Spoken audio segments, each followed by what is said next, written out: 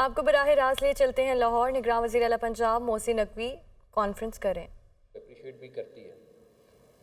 आप लोग जो बैठे हुए सारे वो लोग हैं जो उस पब्लिक को डायरेक्ट इम्पैक्ट पहुंचाते हैं, सारे के सारे।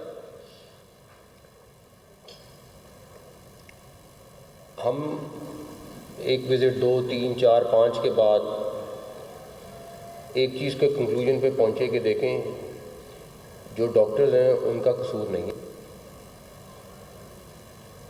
अगर आप हॉस्पिटल पे बेड नहीं देंगे तो वही टूटे हुए बेड जो आपने अभी देखे हैं वही नज़र आएंगे। अगर आप उनको सफिशेंट वेंटिलेटर नहीं देंगे तो लोग इसी तरह एड़ियाँ रगड़ के फौत होंगे। अगर आप हॉस्पिटल्स की 20-20 साल 25-25 साल मेंटेनेंस नहीं हो सकेगी, रिवैम्पिंग नहीं हो सकेगी, तो वही हालत निकलेगी जो वो तारों में फंगस आप लोगों ने अभी देखी और पता नहीं क्या क्या जर्म्स होंगे। वैसे उसको ज़रूर चेक कराना चाहिए कि उसके अंदर क्या क्या निकला। तो ये बहुत ज़रूरी चीज़ है कि हॉस्पिटल्स को मेंटेन करना और उन पे कॉन्टीन्यूसली पैसे लगाना, ख़ासतौर पे जो आपके एग्जिस्टिंग हॉस्पिटल हैं। मुझे याद नहीं, हेल्थ मिनिस्टर भी थे, हेल्थ सेक्रेटरी भी थे, चीफ सेक्रेटरी पंजाब थे, सेक्रेटरी CNW थे। एक दिन रात को 11-12 बजे इनको एक प्राइवेट हॉस्पिटल आधा घंटा दूर था, तो हम रात को ले गए इनको वहाँ पे। अभी हमने रीवैम्पिंग शुरू नहीं की थी, तो मैंने सेक्रेटरी CNW और सेक्रेटरी हेल्थ से कहा, आई नो कि ये मैं बहुत बड़ी चीज़ कह रहा हूँ कि बट हमें अपने हॉस्पिटल्स को एटलीस्ट इसके 80% पे तो लाना है। अभी आपको बताएं, नई हल्का बंदियों पर 1324 एतराज़ात दायर हुए। इलेक्शन कमीशन की जानिब से पंजाब 672, सिंध 228, खैबर पख्तूनख्वा 293, बलूचिस्तान में 124 एतराज़ात दायर हुए। इस्लामाबाद से हल्का बंदियों पर 7 एतराज़ात दायर हो चुके हैं। इलेक्शन कमीशन एतराज़ात पर समात 1 नवंबर से करेगा। 2 बेंच तश्कील। नई हल्का बंदियों पर एतराज़ात सुनने के लिए नोटिस इरसाल कर दिया गया है। वकार सैयद हमारे साथ मौजूद हैं। वकार, बताइए। जो हल्का बंदियों पर इतराज़ात की तफसीलात जो है वो सामने आई हैं। गुज़श्ता रोज तक 1324 जो इतराज़ात हैं वो दायर हुए हैं, जिससे पंजाब में सबसे ज़्यादा 672, सिंध में 228, खैबर पख्तूनख्वा में 293, जबकि इस्लामाबाद से जो है वो 7 इतराज़ात जो है वो दायर हुई।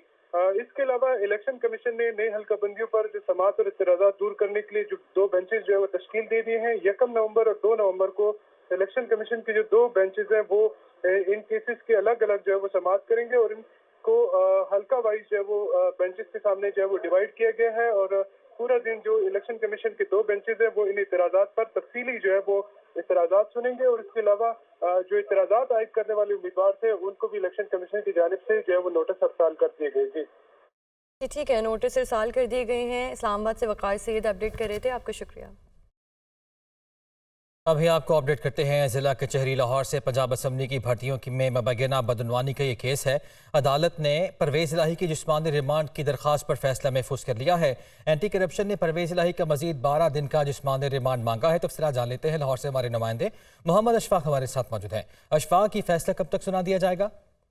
जी बिल्कुल, कुछ ही देर तक जुडिशल मजिस्ट्रेट इमरान आबिद इस हवाले से फैसला सुनाएंगे। 2 रोजा जिस्मानी रिमांड के बाद परवेज इलाही को पंजाब असम्बली में गैर कानूनी भर्तियों के केस में दोबारा अदालत के रूबरू पेश किया गया, जहां पर एंटी करप्शन के वकील ने यह कहा कि परवेज इलाही से मजीद तफ्तीश करना बाकी है, लिहाजा परवेज इलाही की जिस्मानी रिमांड में 12 रोज की तोसी की जाए। परवेज इलाही ने न सिर्फ इख्तियारात से तजावुज किया बल्कि मनपसंद और जूनियर जो उम्मीदवार थे उनको पंजाब असम्बली में गैर कानूनी तौर पर भर्ती किया, जिसके हवाले से तफ्तीश करना अभी बाकी है। दौरान समाअत परवेज इलाही के वकील राना इंतजार हुसैन एडवोकेट ने एंटी करप्शन की दरख्वास्त की मुखालफत की, जिसके बाद अदालत ने तमाम दलाइल मुकम्मल होने पर फैसला महफूज कर लिया। तो इस वक्त परवेज इलाही कमरा अदालत में मौजूद हैं, जबकि पुलिस की इजाफी नफरी तैनात की गई है। तो कुछ ही देर बाद जुडिशियल मजिस्ट्रेट की जानिब से इसका फैसला सुनाया जाएगा। शुक्रिया आपका अशफाक।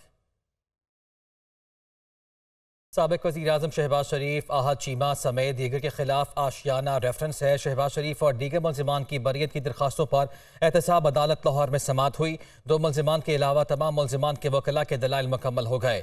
अदालत ने मजीद कार्रवाई 1 नवंबर तक मुलतवी कर दी है। साबिक वज़ीर आज़म शहबाज शरीफ, उनके साथ साथ आहद चीमा समेत दीगर के खिलाफ आशियाना रेफरेंस था। शहबाज शरीफ और दीगर मुल्ज़िमान की बरियत की दरखास्तों पर एहतसाब अदालत लाहौर में यहाँ समाअत हुई। दो मुल्ज़िमान के अलावा तमाम मुल्ज़िमान के वकला के दलाइल मुकम्मल हो गए हैं। अदालत को ये बताया गया। अदालत ने मजीद कार्रवाई 1 नवंबर तक मुलतवी कर दी है। अदलिया मुखालिफ तकारीर नवाज शरीफ के खिलाफ तौहीन अदालत की दरख्वास्त समाअत के लिए मुकर्रर। चीफ जस्टिस इस्लामाबाद हाईकोर्ट 15 रुकनी को दरख्वास्त पर समाअत करेंगे।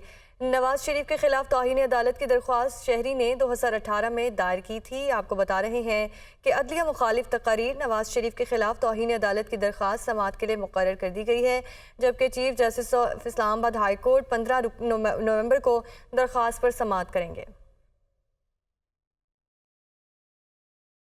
सुप्रीम कोर्ट में नैब तरमीम फैसले के खिलाफ इंट्रा कोर्ट अपील समाअत के लिए मुकर्रर। वफाकी हुकूमत की इंट्रा कोर्ट अपील पर समाअत मंगल को होगी। चीफ जस्टिस कासिफ आइजीसा की सरबराही में 5 रुकनी लार्जर बेंच समाअत करेगा। Justice Aminuddin, justice Jamal Khan Mandokhail, justice Athar Minallah, justice Hasan Azhar Rizvi bench में शामिल हैं। आपको बता रहे हैं कि सुप्रीम कोर्ट में नैब तरमीम फैसले के खिलाफ इंट्रा कोर्ट अपील समाअत के लिए मुकर्रर। वफाकी हुकूमत की इंट्रा कोर्ट अपील पर समाअत मंगल को होगी। अभी आपको अपडेट करते हैं। पंजाब असम्बली की भर्तियों में मुबैना बदउनवानी का ये केस है। अदालत ने परवेज़ इलाही को 2 रोज़ा जिस्मानी रिमांड पर एंटी करप्शन के हवाले कर दिया है। आपको आगाह कर रहे हैं, अदालत ने महफूज फैसला सुना दिया है। दलाल सुनने के बाद अदालत की जानिब से ये फैसला महफूज किया गया था, जो कि अब सुना दिया गया है। 2 रोज़ा जिस्मानी रिमांड पर चौधरी परवेज़ इलाही को एंटी करप्शन के हवाले कर दिया है। पंजाब असम्बली की भर्तियों में मुबैना बदउनवानी का ये केस है, जिसकी आज समाअत हुई। अदालत ने फरीक़ैन के दलाइल सुने, उसके बाद फैसला महफूज कर लिया। अदालत ने परवेज़ इलाही को 2 रोज़ा जिस्मानी रिमांड पर एंटी करप्शन के हवाले कर दिया है। पंजाब असम्बली की भर्तियों में मुबैना बदउनवानी का इल्ज़ाम है चौधरी परवेज़ इलाही पर, और अदालत ने महफूज शुदा फैसला सुना दिया है। परवेज़ इलाही को 2 रोज़ा जिस्मानी रिमांड पर एंटी करप्शन के हवाले कर दिया गया है। आगे बढ़ते हैं। खबर है कराची से। कस्टम इंटेलिजेंस की कार्रवाई। 3.5 अरब की मनी लॉन्ड्रिंग के मुनफरिद केस का सुराग लगाकर मुकदमा दर्ज कर लिया गया है। तामीराती कंपनी ने कस्टम अफसरान की सहूलतकारी में टैक्स और ड्यूटी में फ्रॉड किया। तामीराती कंपनी ने बैरून मुल्क से 14,392 मीट्रिक टन लोहा, स्क्रैप और स्टील मंगवाया। सामान पोर्ट से क्लियर करने के बजाय हैदराबाद कलेक्ट्रेट के जरिए निजी वेयर हाउस में रखवाया गया। कराची से आपको आगाह कर रहे हैं कस्टम इंटेलिजेंस की कार्रवाई। इसी कार्रवाई से मुतालिक जान लेते हैं। ब्यूरो चीफ कराची तलहा हाशमी हमारे साथ मौजूद हैं। तलहा, बताइएगा। जी बिल्कुल, ये कस्टम इंटेलिजेंस की बड़ी कार्रवाई हुई है, जिसमें 3 अरब 50 करोड़ की मनी लॉन्ड्रिंग के मुनफरिद केस का सुराग लगा के इसका मुकदमा दर्ज किया गया है। जो जरा बताते हैं कि तामीराती कंपनी ने कस्टम्स अफसरान की सहूलतकारी में टैक्स और ड्यूटी में भी बड़ा फ्रॉड किया है। एक तामीराती कंपनी है जिसका नाम HSJ है, और HSJ बिल्डर ने बैरून मुल्क से 14,392 मेट्रिक टन लोहा, स्क्रैप, स्टील और सिलिकॉन मंगवाया था, और सामान पोर्ट से क्लियर करवाने के बजाय हैदराबाद कलेक्ट्रेट के जरिए निजी वेयर हाउस में रखवाया गया। जालसाजी की तलब पर कस्टम इंटेलिजेंस से 20 मार्च 2023 को वेयर हाउस पर छापा मारा था। छापे के दौरान वेयर हाउस में सिर्फ 301 मेट्रिक टन सामान मौजूद था। 2 अरब 17 करोड़ का सामान गायब होने पर मुकदमा दर्ज किया। मुकदमे में तामीराती कंपनी के मालिकान हनीफ जीवानी और अहमद हमीद जीवानी को नामजद किया गया था। दौरान तहकीकात दोनों कंपनियां JI स्वैन ग्रुप की ज़ीली कंपनियां निकली, और तामीराती कंपनी के बड़े फ्रॉड में टैक्स और ड्यूटी की भी चोरी का इंकशाफ हुआ है, जिसमें मजीद तहकीकात कस्टम इंटेलिजेंस कर रही है। जी बिल्कुल ठीक है, शुक्रिया आपका तलहा।